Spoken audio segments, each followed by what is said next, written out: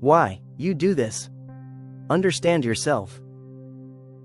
Nothing is wrong, and that is exactly why your body is on edge. There is no argument, no crisis, no emergency, no obvious threat. Your life looks stable on paper, calm even, and still your chest feels tight like something is coming. Your thoughts hover instead of landing. Your nervous system refuses to sit down. You keep scanning for the invisible crack. Because if everything is fine, why do you feel like impact is seconds away? And that fear feels more real than the calm ever does. You tell yourself you are being irrational, ungrateful, dramatic. You try to force perspective. You compare your life to worse situations. You remind yourself that you are safe. But safety does not land. It bounces off something inside you. And the more you try to relax, the more artificial it feels. Like you are pretending to be okay instead of actually being it. And pretending is exhausting in a way panic never is. You feel it in quiet rooms, in peaceful evenings, in stable relationships. When nothing demands your attention, your mind creates something that does. You replay neutral conversations until they sound threatening. You imagine future arguments that have not happened. You prepare explanations for accusations no one has made. Your body stays subtly braced, not panicked, just ready, always ready. And if someone asked you what is wrong, you would not know what to say. Because technically nothing is, which makes it worse, because now the tension has no excuse. No storyline, no visible villain, just you, sitting in calm, feeling unsafe for no obvious reason, and starting to suspect that the problem must be your own wiring. Your nervous system does not respond to current logic. It responds to past patterns. If calm once preceded chaos, your body remembers that sequence. If silence once meant something was building, your system learned to listen harder when things got quiet. If love once flipped without warning, stability does not feel comforting. It feels temporary. It feels fragile. So when your life improves, your nervous system does not immediately celebrate. It tightens. It waits. It scans for the familiar drop. Because unpredictability trained you to expect reversal. And your body would rather anticipate disaster than be surprised by it again. Control feels safer than shock, even if that control is just constant anticipation. The trigger is not drama. The trigger is calm. Calm removes the distraction. Calm removes the adrenaline. Calm removes the problem solving that kept you busy. And when the noise stops, you are left alone with a system that does not know how to exist without noise. That is when the discomfort rises. Not because something is wrong, but because nothing is happening. And nothing happening feels like standing still in an open field with nowhere to hide. No role to play, no crisis to manage, just you, without armor. This is not a breakdown. It is low-grade activation that never fully shuts off. Your muscles hold tension without asking permission. Your breathing stays slightly shallow. Your mind stays half a step ahead of the present moment. You are functional, you are productive, but you are never fully at ease. And that subtle edge becomes your normal. When there is no external threat to justify the tension, your brain goes looking for one. It questions your relationship, your progress, your decisions, because tension without a reason feels unstable. So you create a reason, not consciously, but predictably, because at least a problem gives the tension somewhere to land. You became strong in chaos.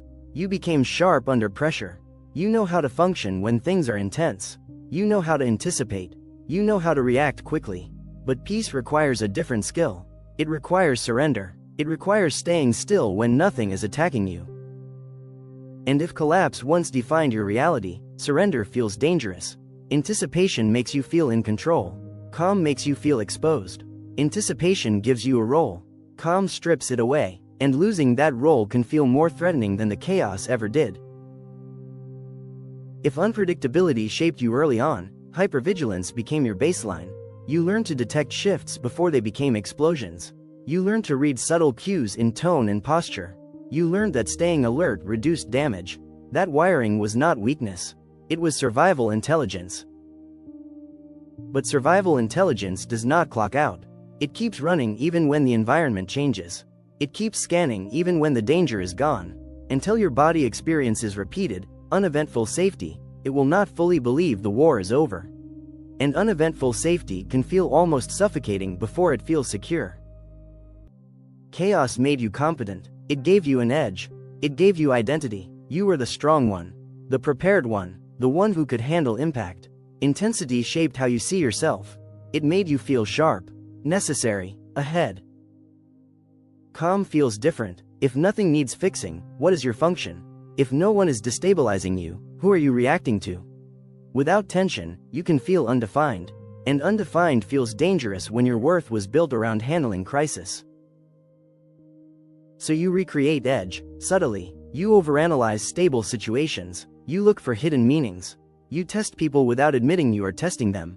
You introduce micro-conflict just to feel structure. Because structure feels safer than open space. Open space is what calm gives you. Space without urgency. Space without adrenaline. Space without immediate purpose. To a system trained in chaos, that space feels like a void. And a void feels like falling without something to grab. You keep asking why you cannot feel okay. But maybe okay feels like weakness to your nervous system. Maybe calm feels like lowering your shield in a battlefield you once barely survived. That would explain the resistance. That would explain the tension. You are not broken. You are conditioned, but conditioning resists being retired. It whispers that vigilance equals safety. That relaxation invites loss. That if you stop scanning, you will miss the warning sign that matters most. Transformation here is not comforting. It is disorienting. It feels like sitting in silence and realizing how loud your body actually is. It feels like being loved steadily and not knowing where to place your suspicion. It feels like having a peaceful month and bracing for the crash anyway.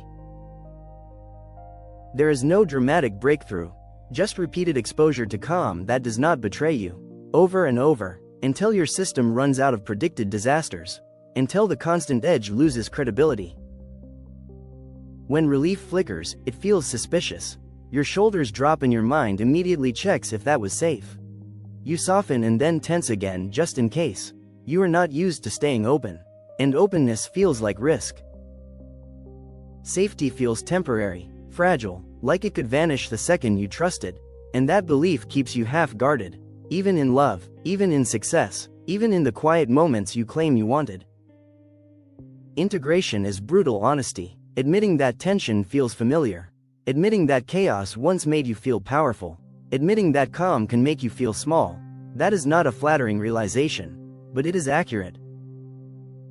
You start noticing how often you anticipate collapse. How often you poke at stability. How often you feel more alive in crisis than in peace. That awareness does not soothe you. It confronts you. Empowerment is not soft. It is choosing not to manufacture drama when your body craves stimulation. It is resisting the urge to scan every silence for hidden meaning. It is allowing stability to exist without testing it. That will feel wrong at first, almost reckless, because your nervous system equates vigilance with intelligence. Letting go of constant anticipation feels like stepping into vulnerability without proof it will hold. There is a version of you that does not live on standby. A version that does not rehearse disaster in advance. A version that can experience a calm day without preparing for emotional impact. But that version feels distant, almost fictional. Because tension has been your baseline for so long that peace feels unnatural. Letting go of that baseline feels like losing your edge, and losing your edge once meant losing control. Nothing is wrong, but your body does not believe that yet. It is still loyal to old chaos. Still waiting for the shift, still suspicious of quiet, and until you confront that loyalty, you will keep mistaking it for personal failure.